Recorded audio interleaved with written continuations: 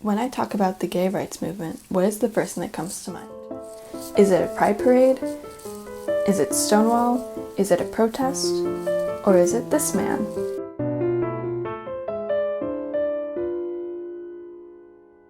This man is Harvey Milk. He was a supervisor in San Francisco, a gay rights activist, and was one of the first LGBT people to be elected to political office in the United States. He broke down many barriers holding back the queer community and helped start a national conversation around gay rights like there had never been before.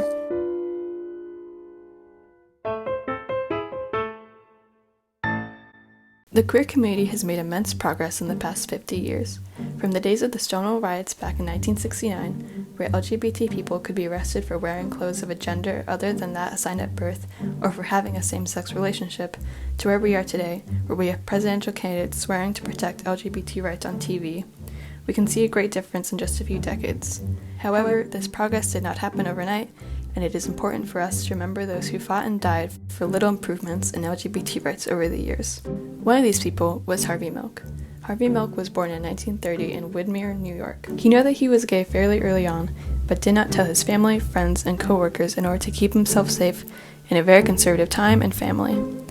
He instead buried any signs of his gayness and joined the Navy during the Korean War, becoming a lieutenant.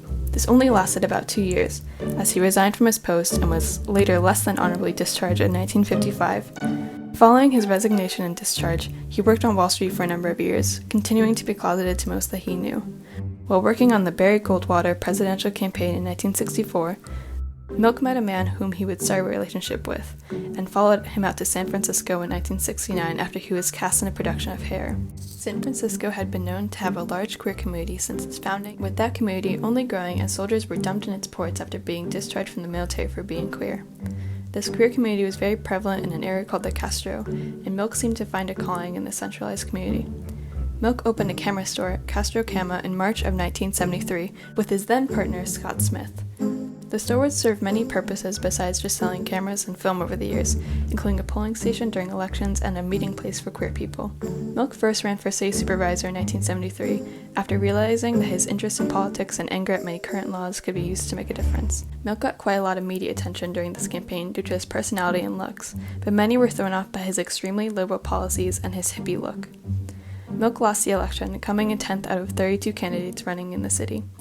Just 2 years later, he reconsidered his approach to campaigning, cut his long hippie hair, and ran for supervisor again.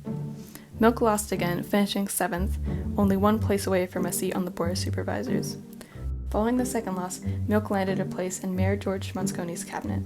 However, he was forced out after announcing he was once again running for public office. Only this time he was running for California State Assembly. Milk lost yet again, but it was closer than ever before. He only lost by 7,000 votes. In 1977, inspired by the growing anti-gay political movements in the country and pushed by those in the Castro who saw him as a leader, Harvey Milk decided to run for city supervisor a third time. This time, Milk had an advantage. San Francisco had transitioned to electing its supervisors by district, meaning Harvey would not have to win over the whole city, only his district, which coincidentally was mainly the Castro. Harvey had become the unofficial mayor of Castro Street in recent years, organizing a business organization, pride parades, and protests in between campaigns. Harvey campaigned vigorously, earned endorsements from large newspapers, and won over many with his positions of more access to healthcare and free bus rides. On November 8, 1977, Harvey Milk won a seat on the San Francisco Board of Supervisors. He became one of the first openly LGBT people ever to be elected to office, not just in the United States, but in the whole world. He made history and broke down barriers standing in the way of the LGBT community, keeping the community out of the political national stage and keeping the community out of the legislative process that controlled their own rights. However, the struggle for gay rights was not over after Milk was elected. Went into a place called Norfolk, Virginia, and were met with protest and all kinds of problems. And This is Anita Bryant.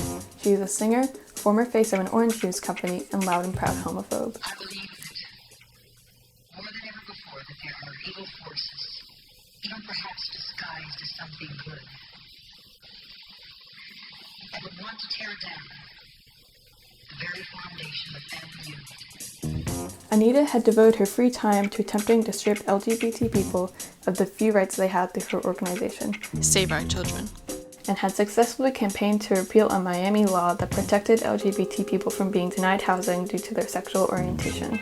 Along with Republican state legislator John Briggs, Anita promoted Proposition 6, also known as the Briggs Initiative. The Briggs Initiative was a California ballot measure that would have banned any openly gay person or supporters of gay people from teaching in schools in the state of California.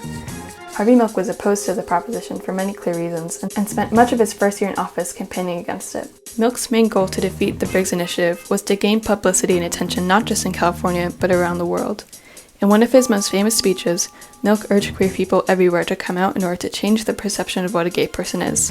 Gay people all across the state, the Briggs can only be defeated if each and every one of you comes out. To everyone you know, you must! Milk's strategy worked, with many high-profile politicians speaking out against the proposition. On Election Day 1978, the proposition was defeated by over 1 million votes, another victory for both Milk and the gay community as a whole. However, these victories for this community would be very short-lived. The Board of Supervisors, it's my duty to make this announcement. Both Mayor Moscone and Supervisor Harvey Milk have been shot and killed. The